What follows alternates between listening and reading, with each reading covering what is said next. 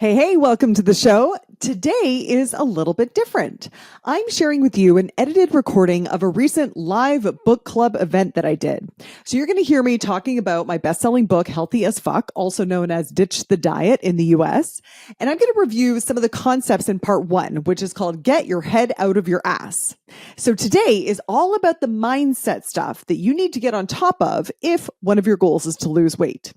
You're going to hear a little bit about my fitness and weight loss journey. I'm also going to tell you what I would change if I wrote the book today. And I answer some questions that people sent in. Stuff like what to do if you are feeling total inertia and you can't imagine getting off the couch. How to break a bad habit, like, for example, eating all of your daughter's Girl Scouts cookies. And what to do if even the teeniest, tiniest little indulgence causes you to gain weight and you're super frustrated. One more thing before we dive in, there's a few moments where I refer to images on slides when I was doing the presentation. So don't worry, you don't need to pull over the car to see these fascinating images or anything like that. You are going to be totally okay with the audio. But if you do love slides and you do want to see, my before and after pictures and all that kind of stuff, you can watch this show on my YouTube channel at youtube.com/fitfeelsgood. But dude, please don't judge me for my YouTube channel because I haven't updated it since probably 2015. And by the way, if you are a YouTube expert, call me. But first, listen to this. Ready to break up with your bullshit? I mean, all those excuses that are keeping you stuck. Because you have one life to live. And if you're not having fun yet, then that's a problem, dude. Welcome to Goals, Grit, and some woo-woo shit. The podcast where you learn about the habits of kicking ass at life. Whether you want to get ripped, get rich, or just get high on life, this is the place to be. Here's your host, best-selling author and feel-good expert, Una Duncan. Okay, so the first thing we're going to do is we are going to chat about the concepts in part 1, Get Your Head Out of Your Ass. And I'm so excited to go over some of the concepts with you, but also to kind of talk about the things that I would do differently if I was writing it today. And I'm going to answer your questions, the ones that you sent in advance. You guys asked amazing questions. So thank you so much for taking the time to do that. Well, let's get right into it. So right away, we're going to talk about part 1, Get Your Head Out of Your Ass. So the book is in 3 parts. The first part is really dealing with the mindset stuff, the part that everybody wants to skip. So the first thing that we talk about in the book is we talk a little bit about my story and how, in my experience, because wherever you are at in your fitness journey, I swear I have been there and I have experienced it. And what I found after literally decades of trying every single fad diet and thing, but always very secretly because I was kind of ashamed that I was doing these things and that I actually cared about something so shallow, blah, blah, blah. After years of doing that, I found that really boring, unsexy habits gave me much better results than all those fad diets. So I dug up a few old pictures here. So this is me in my early 20s when I was busting my butt doing all of the diets and all of the things and always on a brand new thing. And this time it's going to be the thing and it's going to work this time and blah, blah, blah. But always going through that diet roller coaster of yes, I'm really doing it. And oh God, it's slipping. Oh no, it's real. I can't sustain. Oh, and I suck. I hate this. I'm never going to be able to be fit. I'm just not a fit person, blah, blah, blah. And then I would try the next one and the next one. And it is so exhausting. Does anyone have any experience with the diet roller coaster? Anyone done that cycle a couple of times? Yeah. So I rode that diet roller coaster hard. So here are some pictures taken recently. I mean, obviously they're professional photos, hair, makeup, take it with a grain of salt. But this is me today where I am doing the most boring, basic healthy habits, the ones we talk about in the book. And I think so much less about my fitness here than I did here. This requires way less effort from me than this did, way less energy. And that's the beauty of healthy habits. So we talk about that. Then we talk about the concept of choosing the body that you want. And I talk about the effort to results ratio. And I don't know if you remember this story. I talk about my friend Beth. Obviously, it's not her real name, but she was a friend of mine. And on her effort to results chart here, when she walked to school, so if her effort is on this axis here, when she walked to school and didn't drink pop all the time, then she had the result of being kind of chubby, but really healthy and generally pretty happy. when she put in like massive effort, no carbs ever, picking the croutons out of the salad, all that, then she was like in the I'm a skinny girl category. And she was really happy with that result, but could not sustain that effort. And so this distance between the effort that you can sustain and the result that you want, this is the zone for fucking unhappiness, right? And then I talk a little bit about my effort to results ratio, where I choose an effort where I know I'm going to have a bit of a belly. I'm not going to be super lean, but then once you choose, you can choose either the results that you want. And then so you're like, okay, I want to be a bikini model. I want to be on the cover of Self magazine. Awesome. Then this is the effort that you've got to give, and you better make your freaking peace with that effort. Or you can choose the effort that you want to give. I want to go to the gym 3 times a week, and I want to eat cheese, and I also want to have a glass of wine every night, and whatever, I'll do a 5K fun run once a year, or whatever your thing is, right? And with that level of effort, maybe you'll be here. Maybe you'll be here. I mean, it all depends on genetics. I will say everyone's effort to results graph is different. And guess what? It changes over time. Has anyone realized that? Everyone's like, oh, yes, the same amount of effort is giving different results at different times of life. And that's the thing. No matter whether you choose the effort, whether you choose the result, your only job is to just make your peace with the other part of the axis, right? If you choose your effort, then you make your peace with the result. That's the result of that effort. If you choose the effort you want to give, you make your peace with the results that you get from that effort. Does this make sense? All right. So, and then in the book, I have you really decide if you really want to lose weight, because I think so many people are carrying around this goal of losing 10 pounds or getting abs or whatever. And it's just like this like mental artifact that's kind of been like lodged into their brain at puberty, and they kind of never really considered, do I really want this? And if you really think about it, if you're in the like 10 pounds category, it's really possible that your weight is not unhealthy. So it's not a health decision, right? And it's possible that the body shape that you're looking for is a trend. Even since I wrote this book, I think when I wrote it in 2017, it was just like Kardashians coming in, and that was huge. And now it's going back to, much slimmer. If you look at, for example, Kim Kardashian back then versus right now, she's way slimmer. And if we think of her as like kind of the sort of body standard that everyone's trying to go for, that's even changed since I wrote this book. So A, your weight might not be unhealthy. B, you might be busting your balls to get into a shape that's kind of a trend that will just go away.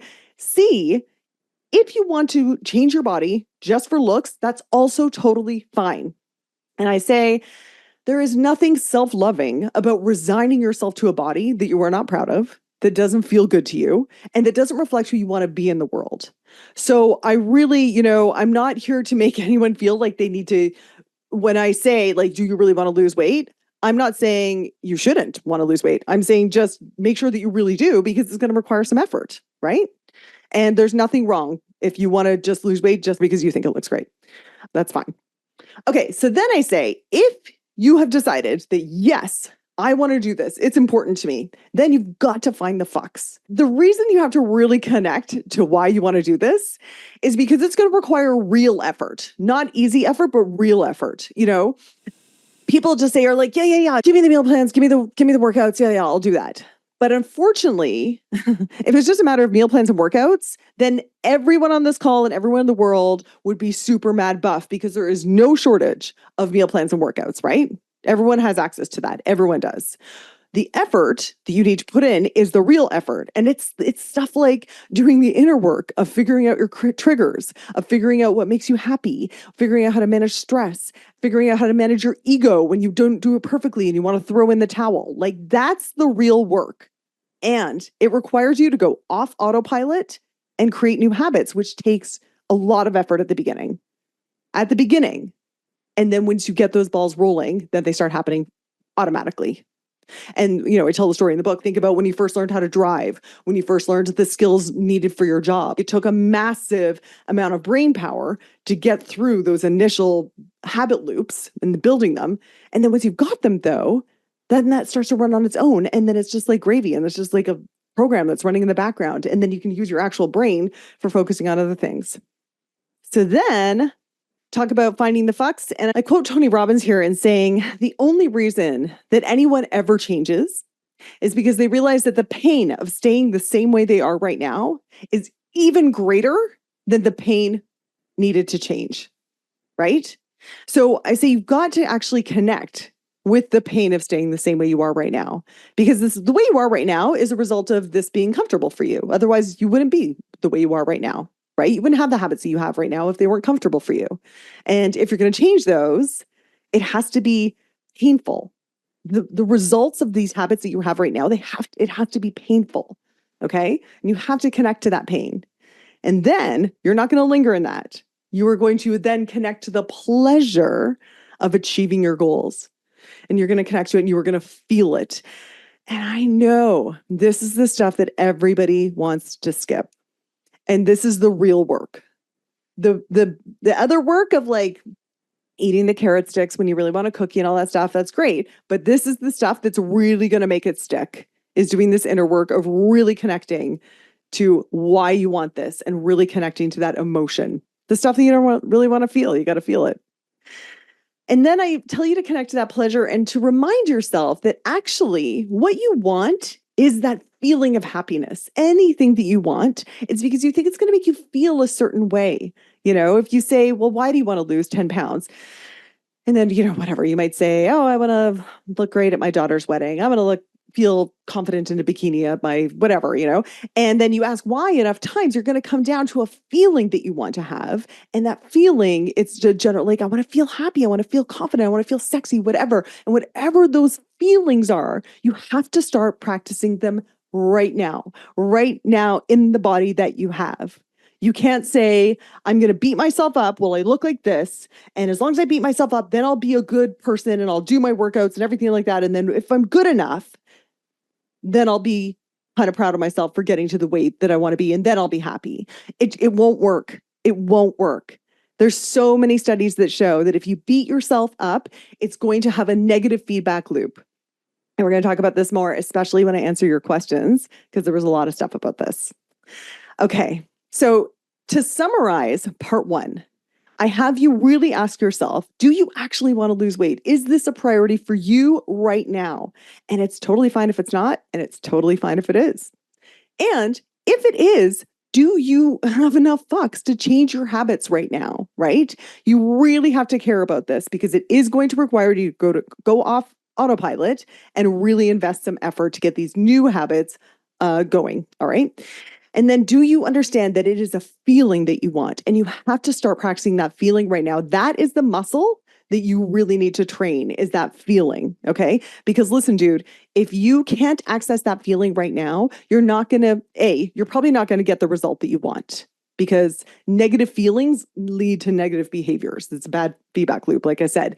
2, even if for some reason you manage to lose the weight, get fit, whatever, even though you're beating yourself up and really brutal with yourself, even if you got there, you would look in the mirror and you would have only ever practiced thoughts and feelings of dissatisfaction and beating yourself up.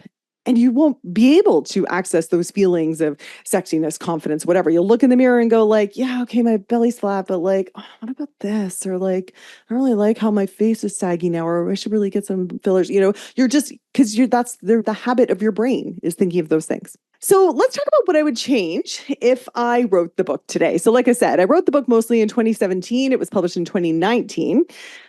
The biggest thing that I would change about this book is I wouldn't use gender exclusive language.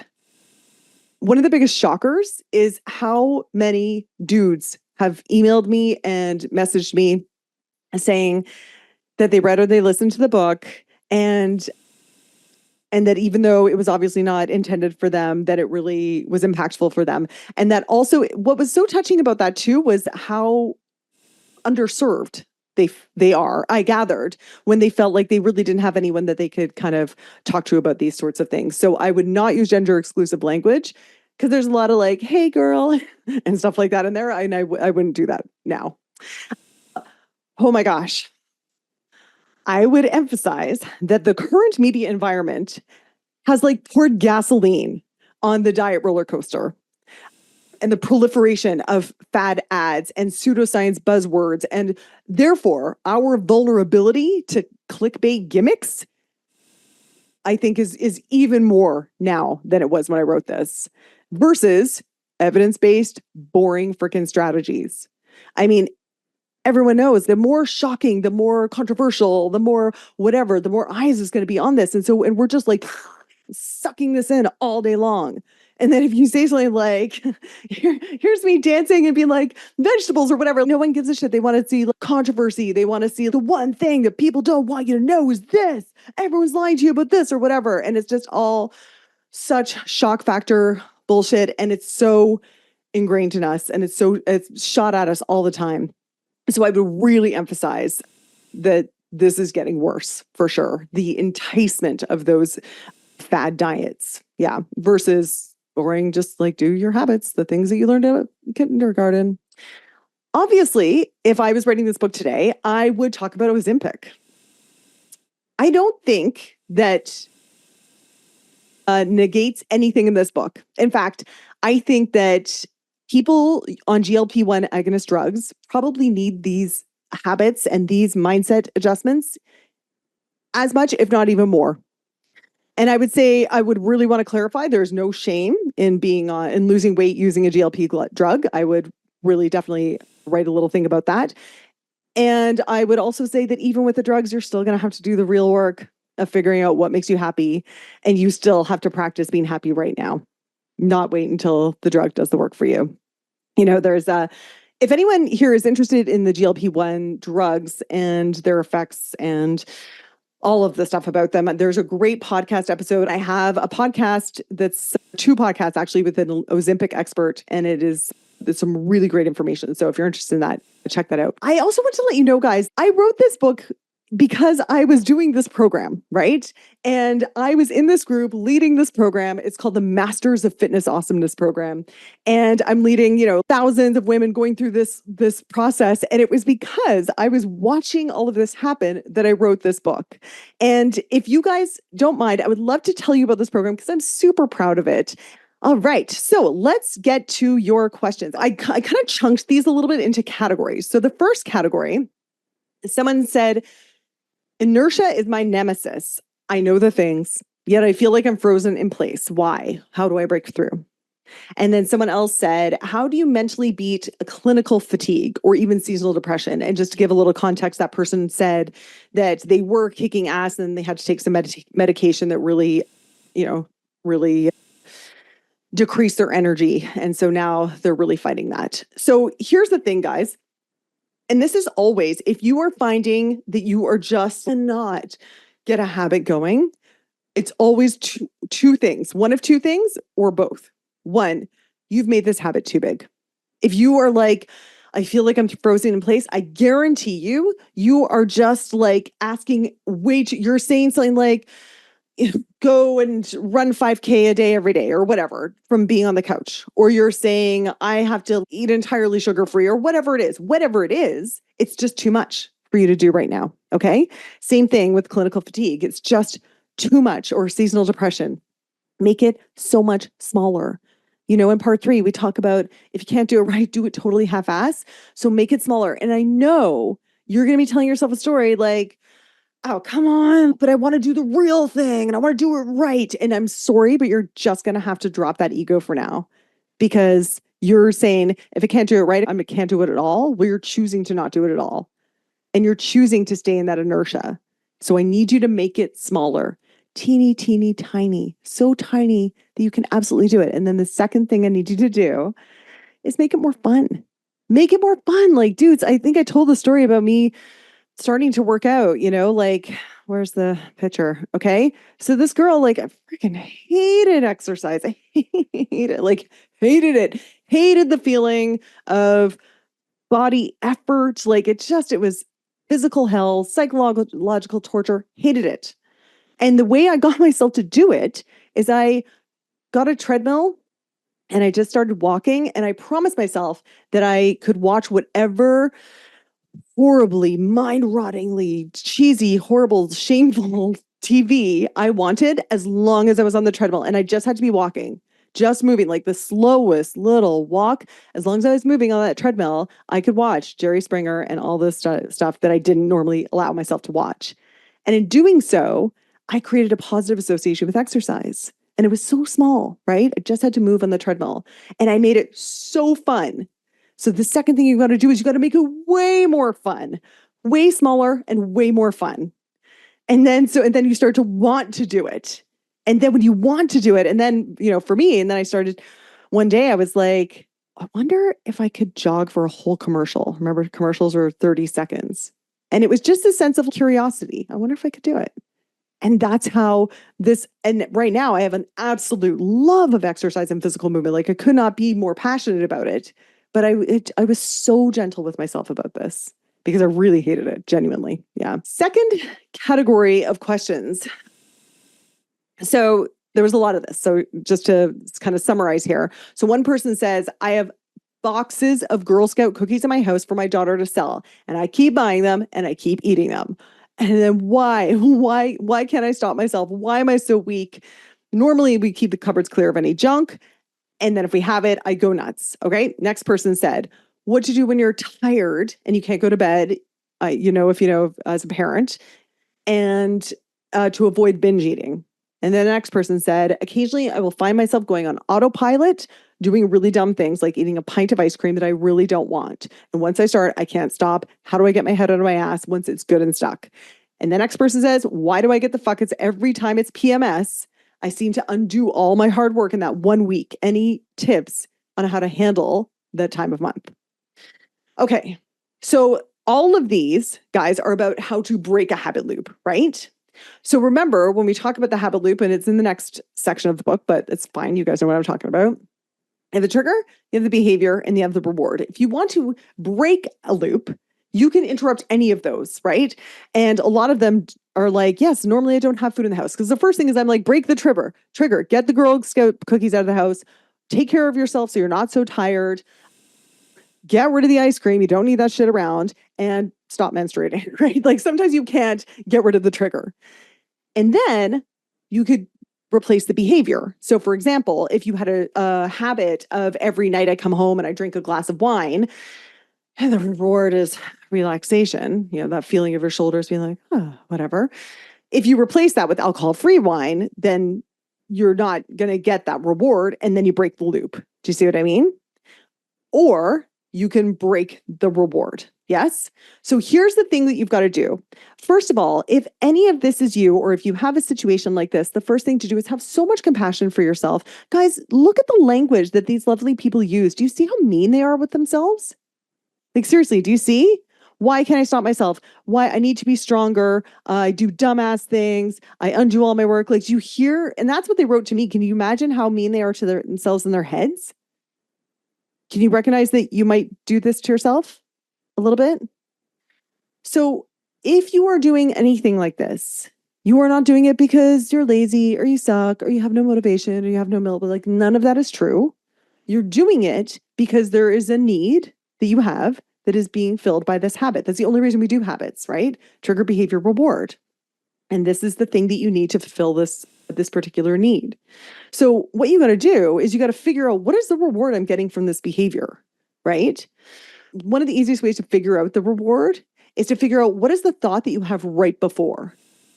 Is it, oh, I'm so tired and I've been up with the kids forever.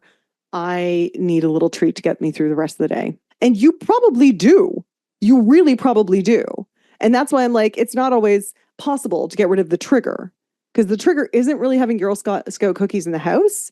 It's the fact that you are tired, overwhelmed. You never give yourself a treat.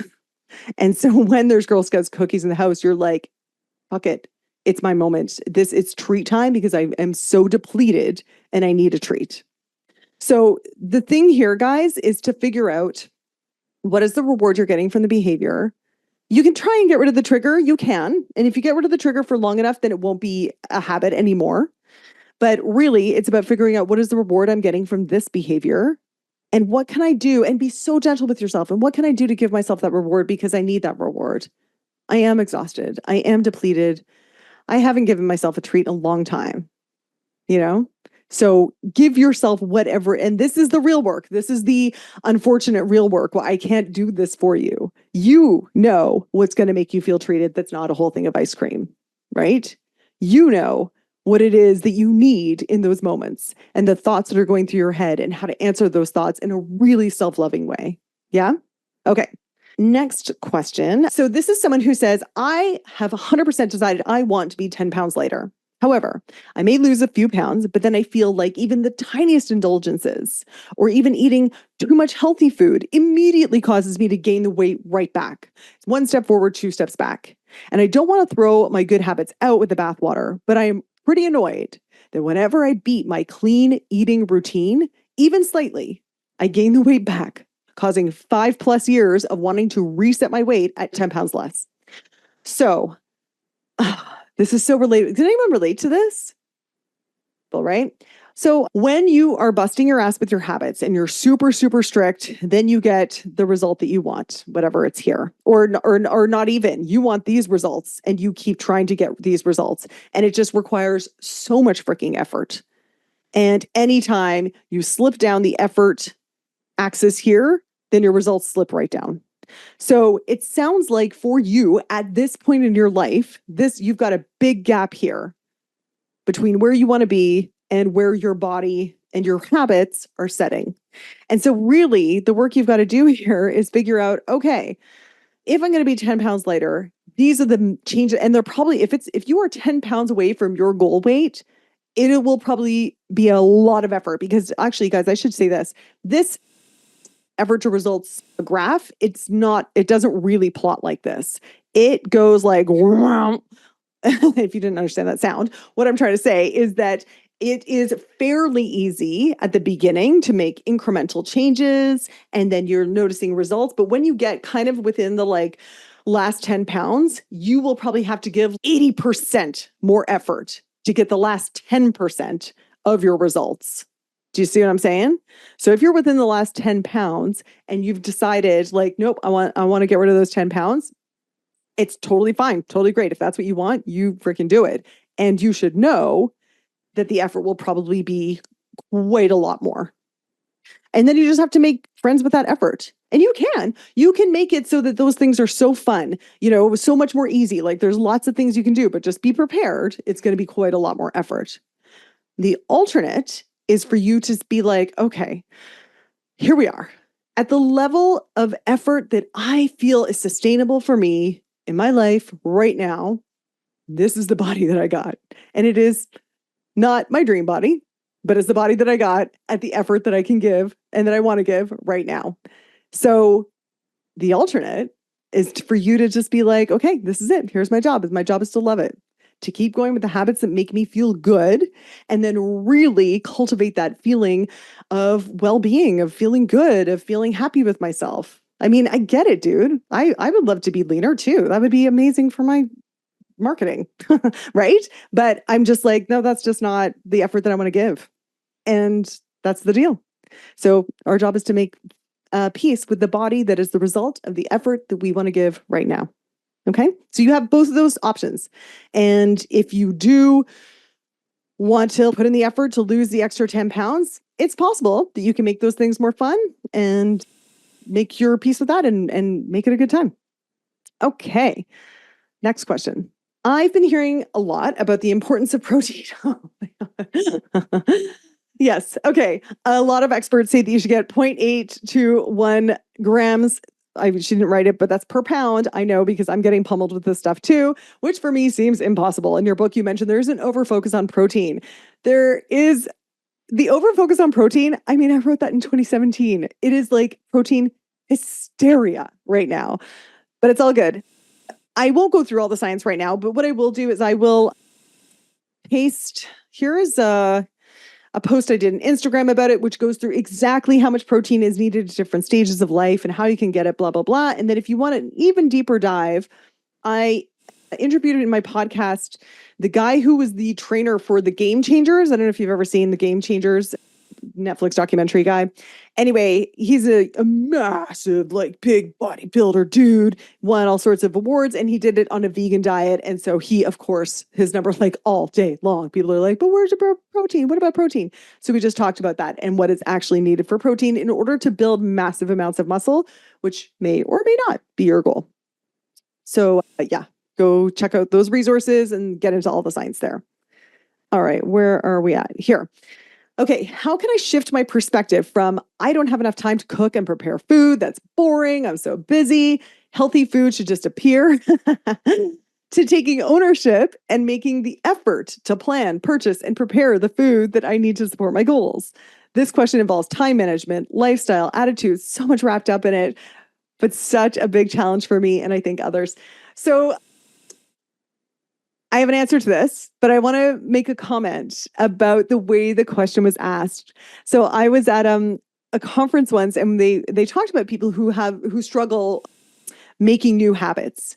And one of the kind of symptoms that someone's really struggling with a habit is that or a habit behavior change is that they chunk it down to all these little tiny things. So the example they gave is like, why aren't you in good shape? And they're like, oh God, it's so much effort. Well, tell me, what's the effort? And they'd be like, oh, I gotta go to a gym. I gotta park. I gotta put shoes on. I gotta find a locker. I gotta like whatever, like every single step. Whereas someone who's in good shape, you'd be like, what do you do? They're like, oh, I just go to the gym and it's easy. Like they just chunk it differently, right? So I just want to say, when I'm reading this, I'm noticing that it feels like a big burden for you because you're like, it's this and it's that and it's this and it's that. So I'll just put that aside. The next thing that I'll say is it's the same answer with the other people who are like, I've got inertia, I can't do it. One, make it smaller. Make it smaller. If you're thinking meal prep needs to take up your whole freaking Sunday or half of it, and that you need to have these beautifully labeled Tupperware things and the meal prep shot, and you open your fridge and you're like, ta-da, look what I did. It doesn't have to be that. It can literally be like, I chopped up a bunch of carrots and celery and put them in the fridge. Or it can be like, I slammed some protein in a marinade. Whatever. Martha Stewart. You know what I mean? Make it smaller until it's like, yeah. Okay, I can do that. I can do that while I'm waiting for my toast to toast, right? Make it smaller and then make it so much more enjoyable. Exactly the same answer as before. So for me, I love meal prep because that's when I do the same thing I did with exercise. I watch girly shows. Now it's girly because my family's all dudes and they never want to watch like romantic comedies and stuff with me. So I watch my girly shows and I'm doing my prep. It's like my fun me time. I get to have my headphones on. No one talks to me. I'm making a big mess in the kitchen. I love meal prep time because I've made it my fun time. We have a dietitian in the MFA and we do a different habit loop every month. And March is meal prep. And the dietitian, she did these videos for us. Her meal prep, she lights candles, she has music, like she makes it so enjoyable for her. So that's her enjoyable. Mine's the girly movies. But what I'm saying is, same answer as before. If you're struggling with a habit, make it smaller and make it so much more enjoyable, like way more enjoyable. Yeah. All right. Next question. While writing Healthy as Fuck, did you think your book would have the impact that it's had? In what ways were you surprised by its overall reach and the audience it speaks to? I had a lot of surprises when Healthy as Fuck came out. Like, for example, I had to change the title in the US for the paperback edition. So many funny things. But the biggest surprise really was the men who reached out saying that they needed the book so badly. I was really surprised by that and touched by it. And then the other thing is how many people would ask me for a teenager version of Healthy as Fuck. And I still get asked that all the time. I need something to give my 16-year-old, again, more sons. I need something to give my 16-year-old son that will help him improve his health without messing with his head. Yeah. So the dudes and the young people, I didn't realize how much that was needed. Yeah. Okay. I'd like more ideas on breaking the habit of negative self-talk. And she says she had skin removal and no, it didn't make me happy. I'm assuming that's post weight loss. Actually, the opposite. During the healing process, I got pretty depressed. I can pep talk myself and imagine looking hot during a workout when I'm feeling strong, but then seeing my body in the mirror blows that all out of the water and I'm mean to myself. Yeah. So here's the deal. It's sort of the same answer in that you make it smaller. And here's what I mean by making it smaller with your negative self-talk. Because if you are looking in the mirror and being like, God, you're just got like whatever thoughts are going through your head about your body, there's no way you're going to be able to leap from that to like, oh shit, looking good. I should post more pictures of myself in skimpy clothes. Like, there's no way you're going to be able to make that leap. And it's not because of the state of your body, just to be clear. Because as you know, there's lots of plus size models, influencers, whatever, Lizzo, for example, who are looking at larger bodies and being like, shit, yes, this needs to be shown off. So it's not a body thing. It's a your brain thing. And if your brain has only ever practiced and strengthened the muscle of self-criticism, and I can hear that it's not, like you said, you can give yourself some pep talk. You're starting to build that muscle, which is amazing. And then I get it. You get in front of the mirror and it falls, right? So what you need to do is you need to make it smaller and look in the mirror. And if you can't, you're not gonna be able to leap to looking amazing. Maybe you can leap to my legs look really nice in heels. This color is flattering on me. I like my hair today. Whatever it is, it doesn't even have to be positive. It can just be neutral. I'm so glad that I have the ability to stand. It can be so neutral. Like, just what we're doing is we're just finding the next thought that is a tiny bit more positive, but also feels real to you. Because if you don't believe it, if your brain calls bullshit, it's not going to work. So it has to be just to be the next, like a tiny bit more positive, but also feels true. And then you just start cultivating that thought. And then you're going to start to cultivate the next thought. Do you see what I mean? It's strengthening a muscle. So that's what you do. All right. Okay. And last question from you guys, and then we'll open it up if you guys have any other questions. I've been doing a lot of intentional work to free up space in my brain and remove diet brain. Amazing. But now I'm stuck. How do I figure out what brings me joy? My job is stable. My kids are older. And all of a sudden I've got free time and I just don't know what to do. What do you recommend? And so my answer to this is actually, it's sort of similar in making it smaller. But what I mean by that in this case is that I think that, again, people hold themselves to such high standards. It's so all or nothing. And you think, if I'm not joyous and confident and whatever, so grateful and hashtag blessed and all this sort of stuff, then you're screwing it up and you're negative. And like I said in the last one, try to get to neutral. Or maybe in this, if joy isn't the emotion, what about just contentment? What about wellness? You know, I actually went to a conference recently where they were like, joy and the highs and the bubble, it's actually not, it's kind of like the diet roller coaster, right? We don't want the big dopamine rush of being on a new diet and losing 10 pounds in a week. Yes, that feels so good. That feels so good. And that is a drug that our brain is like, chomp, chomp, chomp, give me more, give me more. But what we've learned is it actually works better to just, instead of the like roller coaster going like crazy up and down, it works better to just have the merry-go-round. It's freaking boring. Just goes up and down. And so maybe you're asking for joy, and instead, why don't you try for contentment, pleasantness? And these can be so small. They can be like petting your cat. They can be a nice cup of tea. It can be just like looking outside and being like, oh, the light's pretty or whatever. You know what I mean? And so I just feel like so many of you are putting so much pressure on yourselves. And I just feel like you need more compassion for yourself and to allow things to just be like smaller. It's okay.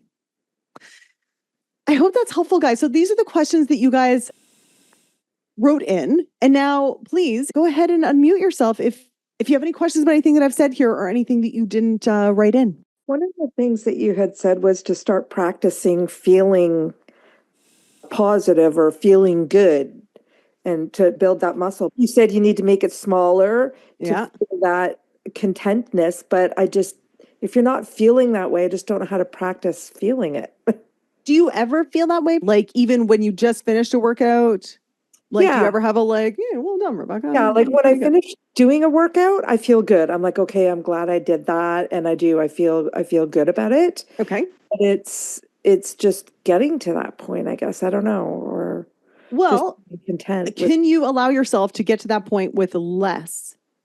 And then if you're like, okay, well, listen, all I got to do is like 12 jumping jacks. And then you do your 12 jumping jacks. And then you're like, yeah, Yeah, Rebecca. And then you give yourself affirmation. I did 12 jumping jacks. I didn't do it. I didn't do nothing. Well done. Well done, me. So instead of punishing yourself for not doing it perfectly, you are rewarding yourself for not doing nothing. And then that builds a positive feedback loop. Do you get it? Yeah, I get it. But I guess the reward is just, I don't know. I guess maybe I struggle with that reward or just going, oh, good job, Rebecca. It's more like, okay, so my reward now needs to be a bowl of ice cream or a muffin or something that, you know what I mean? Trying to, a reward that is good that I'm going to really want for having that, right? So totally. So that is why when people are like, I just need more motivation, I'm like, no, you don't. You need to bribe yourself. You need to figure out how to make it more fun, more rewarding, like my Jerry Springer thing. Figure out what is it going to take to make you feel really like, oh no, I don't need to be motivated because this is so much fun. Right? Exactly. So that is your work. That is the work you need to figure out. And that's the hard part. I swear it is. And there's lots of things. If anyone's got any ideas that they can write in the chat of how they have bribed themselves into doing a habit that they didn't want to do. But like music, doing it with friends, and honestly, social media. And I know that it's cheesy and not healthy for you in other ways. But in our private group, when people say, hey, I did my thing, and then people are like, yeah, you're awesome. And then you're like, oh, okay, wow. People think I'm awesome. So you get a little bit of a positive feedback loop there. Yeah. One way. Some people get a lot of satisfaction out of clicking on an app and making a nice streak. Everybody's different on this. And this is the inner work that no one can do but you. But what I'm saying, Rebecca, make it smaller, make the reward bigger, and then just practice the next most positive thought that brings you toward the feeling that you want to have that doesn't feel like bullshit. Thank you. Yeah, no worries. Is there a healthier as fuck in the works? Oh, you know what? Thank you for asking. I feel like I said what I want to say with this book on this subject, although like I'm kind of going through with you right now, there's a few things I would tweak and update. But what I was interested in is expanding to broader kind of life stuff, not just fitness stuff. And I was working on a proposal for that. And then I decided to turn it into my podcast instead. So it's kind of happening now. Awesome. Love the podcast. They're so interesting. So good. Oh, that's so awesome. Thank you. Thank you for listening. Thanks. Who else has got a question for me or question about anything that I covered today?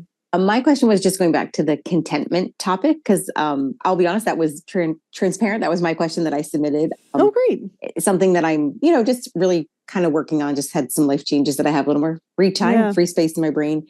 But the idea of making it smaller, like I'm still kind of stuck on that. So just some examples of, and I know we talked about like petting the dog because I guess I feel like my personality is it needs, like it's sort of all or nothing. And I think that a lot of us are probably stuck in that. And so how do we move from all or nothing to all or something? And maybe that's actually what the question is. Well, in this context, Michelle, what does bring you joy? Are you just a total blank on that? Or are you like, I am. Isn't that crazy? I think it's because, probably like a lot of us on the call, we went to school, we got jobs, we got married, we had kids, we checked all the boxes and did all the things we were supposed to do. And I was on like a particular track at work. And then I kind of about 6 months ago realized, that's not really the track I want to be on. And shifting gears was great for my mental health. It gave me some free time. I could focus on my health again, but then it gave me some space that it's like, I don't know what makes me happy. And that's just something I've been working on. And I'm just open to kind of advice from anybody who, to kind of put all the little tidbits together to figure that out. Yeah. I mean, when I say make it smaller, because I think that we are, especially now, so addicted to these dopamine rushes that are really hard hits for the brain. And, I did have a podcast guest who talked about this, about going on a dopamine fast. Because sometimes I missed that one. Yes. His name is Chris Bailey, the guest. Especially if you had this sort of quick, fast, high dopamine type job, then if you're coming down, it's almost like coming down off a hangover and you get drunk and it's like, and then you come down, like it feels like a bit of a withdrawal. It kind of feels like a bummer, right? And that can be the same like post-vacation blues and that sort of stuff. What we want is to kind of have it level out and the highs won't be so high. So what I'm suggesting in your case is, and I don't know, but maybe when you say I'm looking for joy, you're looking for kind of a big high, a big can kind of moment. And maybe it's quieter. Maybe it's more a book. Maybe it's more time with friends. Maybe it's just finding a, really great podcast series that you're into, or more walks. And this will be an experiment. Maybe you'll have a bath with candles and sit there and be like, I'm cold and this is boring and I don't like it. Or maybe you'll be like, oh yeah, this is my thing. You have to just start experimenting. I don't know if this feels relevant to you, but it's reminding me of the feeling that, people are often looking for this bolt of lightning, inspiration. I know what I want to be when I grow up or whatever, right? And instead, in my experience, it's not like that. It's just like a really small, warmer, colder. Like I've talked about in my life, I play warmer, colder. Like when I thought about going in fitness, I'm like, I don't want to be a fitness person. That doesn't feel like the thing, but it feels a little bit warmer. So I'm going to just walk down that path a little bit just to check it out, just to explore. And so in your case, Michelle, if you're looking for the thing that makes you feel all jazz hands, it's kind of like most people going around being like, I don't know what I want to do for the rest of my life, because they're looking for the jazz hands. But I think you'll get to the thing that they want to do if they just kind of explore. I don't know if anything feels jazz hands to me right now, but this feels a tiny bit warmer, and I'm just going to check it out for a sec. That's really helpful, actually. Thank you. I'll start there. Someone else was it you, Lisa, who had a question? I was really just thinking about age, and are we resigned to nature and the years, and then why bother? But then I thought, why not? Why not just do what you're saying and see what happens? I mean, at the very least, I'd be healthier. Well, right. You'll be healthier. Are you talking about body composition changes specifically then, Lisa? Yeah, just everything is in a different place. I'm shaped like a Christmas tree. And yeah, when I'm on a food plan, I don't call it a diet. I call it a culinary adventure. And if I come into the crossroads of having to eat, I try to go toward foods I haven't had before. Jicama with carrots grated inside rather than an In-N-Out burger. So I try to have fun with it because I get bored easily. So, but I'm just thinking, hang in. There must be a reason your book found me when I was out getting a birthday gift for someone else. And what do you know? This just popped up within 2 weeks. I thought, I have that book. Amazing. I love that. I love it. I love your attitude. And I love your body being a Christmas tree. It's the same thing with genetics, right? Maybe you are naturally a pear shape or a Christmas tree shape or whatever. And that's just your genetics, the way it goes. But that doesn't mean that you can't be the best possible version of yourself with those genetics. Best possible version of yourself at this age. So it's not like we're going to not age, but you're going to be however old you are. We're all going to be 70, 80, whatever someday. But there's very different versions of 70 and 80 that we can be. And every day we're making choices that are putting us on a different path of that 70 or 80. You know what I'm saying? True. And it's not just, yes, our body composition will be better for sure, but also be able to get off the toilet without someone helping us, which is fucking motivating. Has anyone been back to their 20-year high school, 20-year, 30-year high school reunion? You see the consequences of those little choices that people make throughout their lives, right? And right now you're at the starting line, and you can make all sorts of choices as you go and create a very different future. Anyone else have any other questions? Yeah, I just wanted to say I really loved everything that you said today, but especially how you just kept coming back to make it smaller, make it more fun. Yep. And I actually have your journal, and that's the part I struggle with the most. When I look at it in the morning, I'm like, how do I make today easier or more fun? And I'm like, climb back in bed. So that is really the work. You're right. That's the work. Well, that is the work. And you know what? That's not always the wrong answer. So what she's talking about, guys, is I have a habit tracking journal, which is the diary of a healthy motherfucker. But yeah, it asks every morning, how can I make today more fun and easy? And sometimes, gosh, Amanda, I had like this big project and I had to do it. I really had to do it. But I was like, just being such a sucky grump about it. And I was like, boom, boom, boom, boom, boom. And then I was like, okay, you know what? I can take my computer in my bed and just pick away at like the little administrative parts of the project. So smaller. How can I make it more fun and easy? And if the answer is stay in bed, it's not always the wrong answer. You know what I mean? But yes, and it's such a good question to ask yourself because guys, here's the thing. So often it's not that hard to make our lives a little bit sweeter, like just a little bit more fun, just a little bit less hard. And just asking ourselves that question and putting our brilliant, amazing brains. If you ask your brain a question, it comes up with answers, which is why it's so important to watch yourself talk. Because if you're asking a question like, why am I so fat? Why do I suck? Whatever. Is it all downhill after menopause? Like whatever the questions are, and your brain's going to go and come up with answers to that. But if you ask your brain, how can I make today more fun and more easy for me? Your brain's going to be like going to turn out answers to that. And that is super valuable. So even just starting your day with asking that question is awesome. I'm so glad you do it, Amanda. That's great. Thank you. Yeah, thanks for this. It's great. Oh, I'm so glad. All right. I'm so grateful that you guys came out to be with me this evening. It's so lovely to see your faces. Thank you for reading my book, for showing up live, for putting on your cameras and being here. I love it. Thank you. See you next week. Bye. Hey, dude, thanks for listening. If you like this episode, make sure you're subscribed so you can get the next one. And by the way, if you rate and review this podcast, it really helps me get found by other people who need some goals, grit, and some woo-woo shit. And be sure to connect and DM me at Una Duncan on Instagram and let me know what you thought of the episode. Chat soon.